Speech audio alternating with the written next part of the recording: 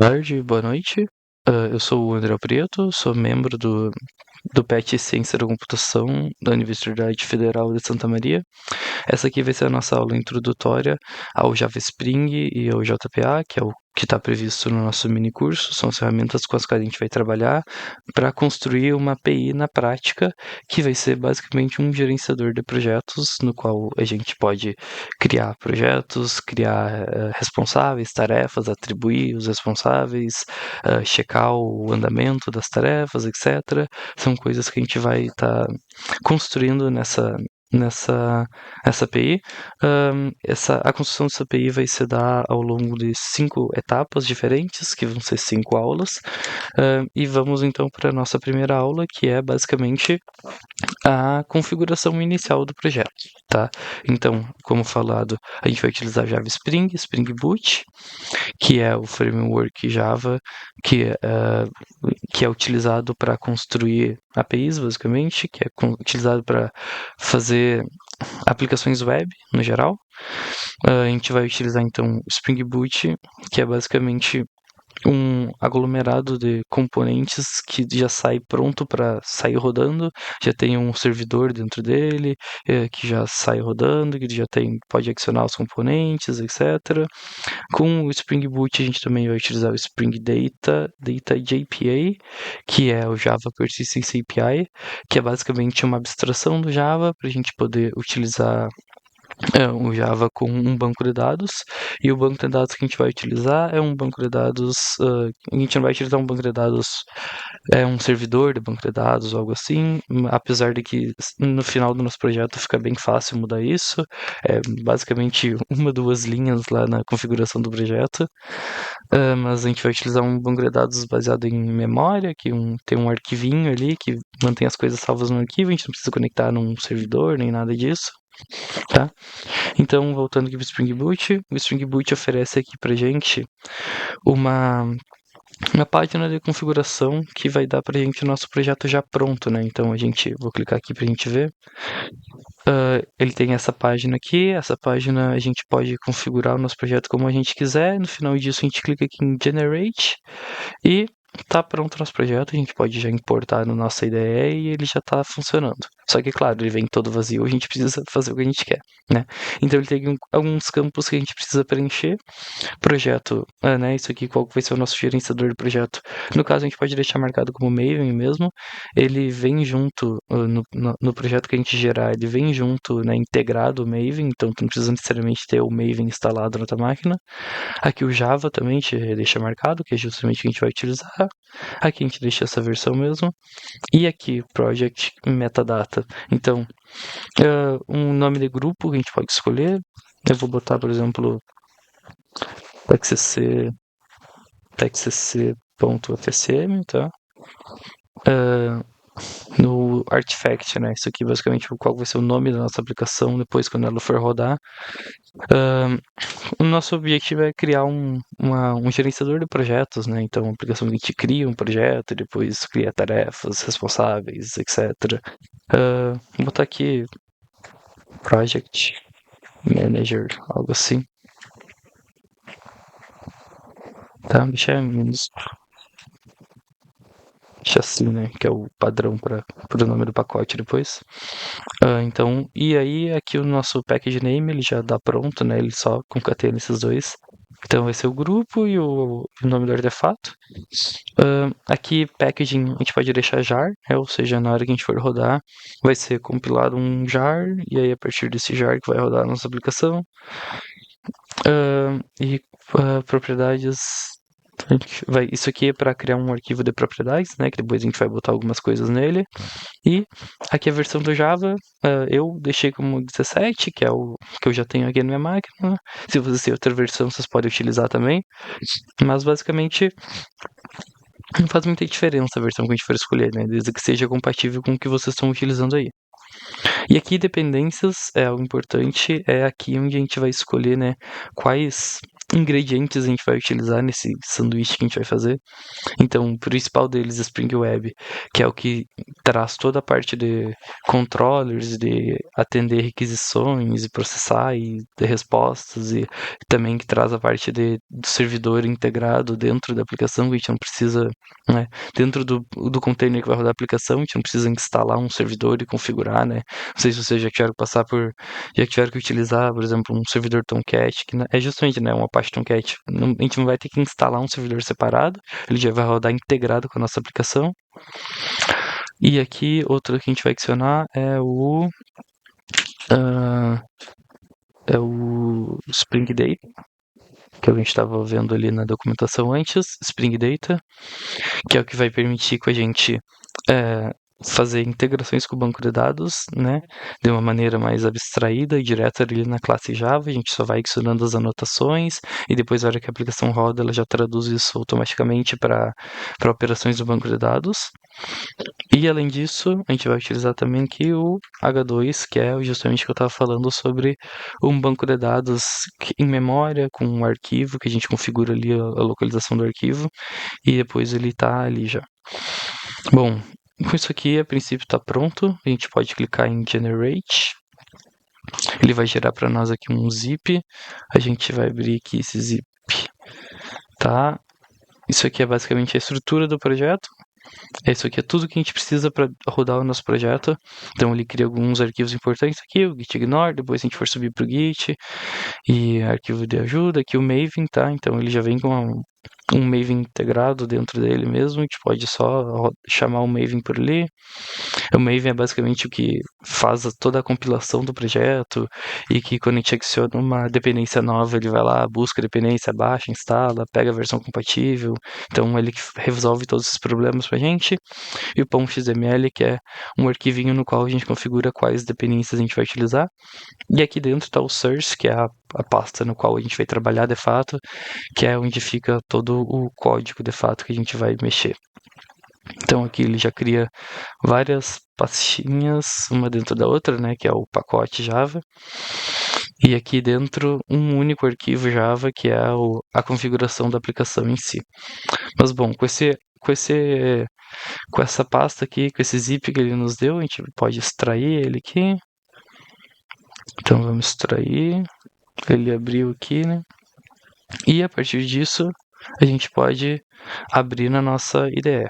Eu escolhi aqui nesse mini curso utilizar o VS Code, que eu acho que é o mais interessante, porque ele é mais, né, ele é mais cru, então a gente acaba tendo que fazer mais coisa na mão, mas fazendo coisa na mão é bom porque a gente aprende a fazer as coisas. Mas se vocês quiserem algo mais integrado, mais simples de utilizar, algo que já funciona bem com algo já mais ou menos pensado para funcionar com Java, pode utilizar, por exemplo, o NetBeans ou principalmente o IntelliJ IDEA da JetBrains também. Mas estamos aqui, bom, vamos abrir aqui o nosso projeto, a gente abre o projeto, ele cria, quando a gente extrai, ele cria uma pasta, a gente entra nessa pasta, e aí sim, entra na pasta que está dentro da pasta, essa daqui. Agora a gente pode abrir, e tá aqui, abriu o nosso projeto dentro do VS Code. Já tá aqui tudo que a gente precisa, tá? Opa, fechei aqui sem querer. Tá, estamos aqui, né? Se a gente abrir aqui o main Java Project Manager Application, deixa eu ver que o único arquivo Java que ele criou pra gente foi esse aqui. A partir disso, então, a gente tem uma aplicação pronta. Pronta no sentido de que ela já funciona, mas vazia no sentido de que ela não faz nada ainda, né? Então, se a gente abrir aqui o terminal, a gente confia no terminal, a gente rodar aqui o Maven,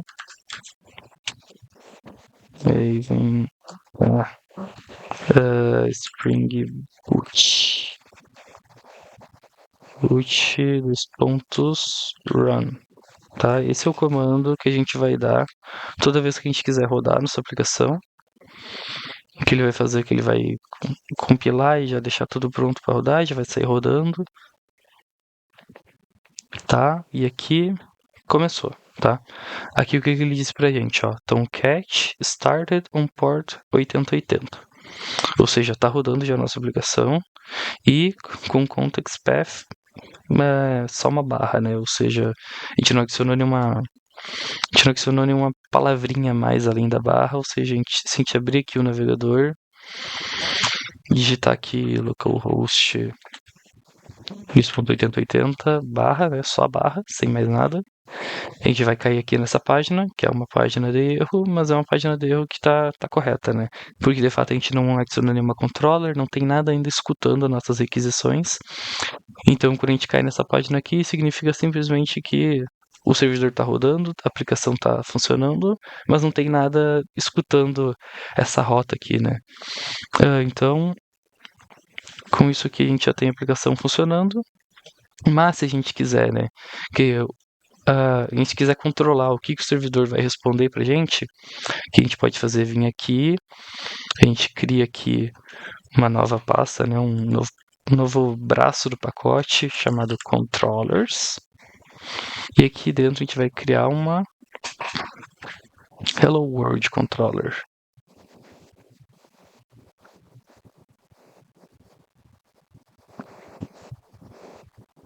O Java. Tá, beleza? Então aqui a gente criou uma classe. A gente vai anotar ela como REST Controller. E aqui a gente vai criar um request mapping hello. Beleza? Então aqui a gente vai criar um método que simplesmente retorna uma string. Então vou criar aqui um public string hello, que não recebe nada, e simplesmente retorna olá mundo. Beleza? Então aqui a gente tem a nossa controller, que ela vai escutar as requisições que estão nessa rota aqui, que é barra hello, e toda vez que cair uma requisição aqui, o servidor vai retornar pra gente a frase olá mundo. Tá uma vírgula aqui, né, pra ficar mais correto. Tá, agora que a gente fez essa alteração, a gente vem aqui para o servidor, manda rodar de novo.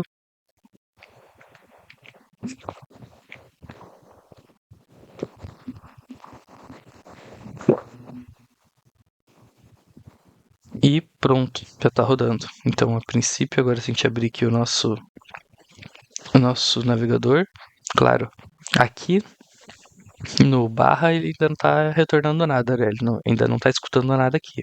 Mas a gente vem aqui e digita barra hello, olá mundo, tá? Retornou pra gente isso.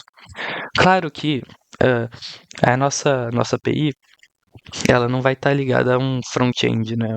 O objetivo do nosso curso é basicamente só fazer o back-end, só fazer a só fazer a parte de receber dados, processar e dar uma resposta em JSON, basicamente. Então, para a gente não faz sentido ficar abrindo as requisições no navegador, né? A gente precisa de uma ferramenta que vai nos ajudar a mandar algum corpo na requisição, né? Para poder enviar dados para o servidor poder processar esses dados. Então, eu aqui, por exemplo, vou utilizar o Postman. Ainda dá para utilizar o Insomnia ou até dentro do próprio VS Code. A gente pode vir aqui e criar um arquivo hello.http e agora eu não lembro como é que funciona aqui esse arquivo, mas dá pra fazer isso assim também. E dá pra fazer que eu vou utilizar o Postman, que é o mais simples. E aqui já tem basicamente a aquisição que eu já fiz anteriormente, que é localhost 2.8080 barra hello.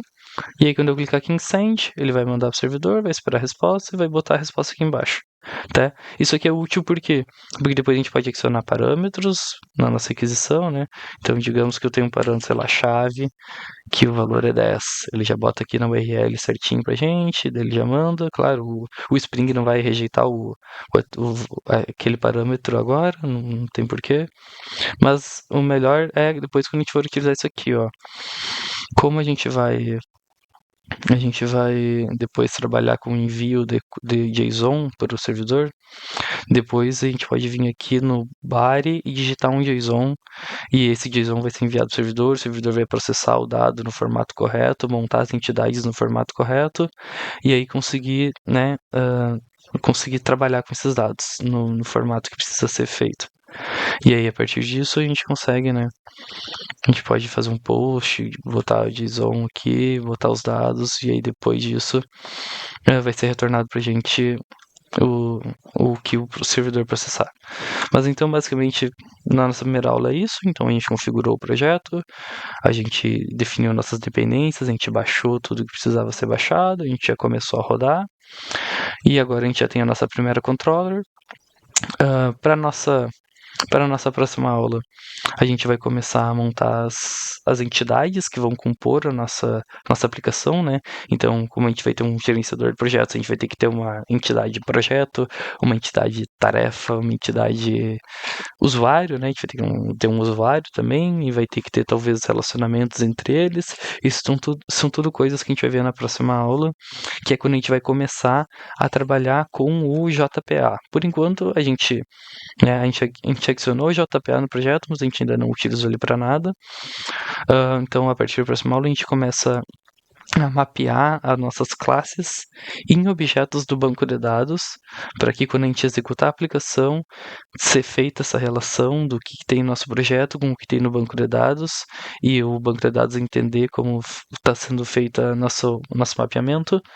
Então, a partir da próxima aula, a gente começa a fazer isso. A gente vai mapear as entidades e basicamente definir quais colunas tem cada tabela, quais relacionamentos existem entre eles, e a partir disso a gente vai ter, né, o core da nossa aplicação, e depois, mais futuramente, a gente começa a fazer o nosso CRUD. Então, agora a gente vai passar para a parte de definição dos mapeamentos, do design das nossas classes, para depois partir para a parte de inserir, atualizar, remover, que é o que vai ser feito na terceira aula. Bom, espero que vocês tenham gostado, espero que vocês tenham entendido, e até a próxima aula.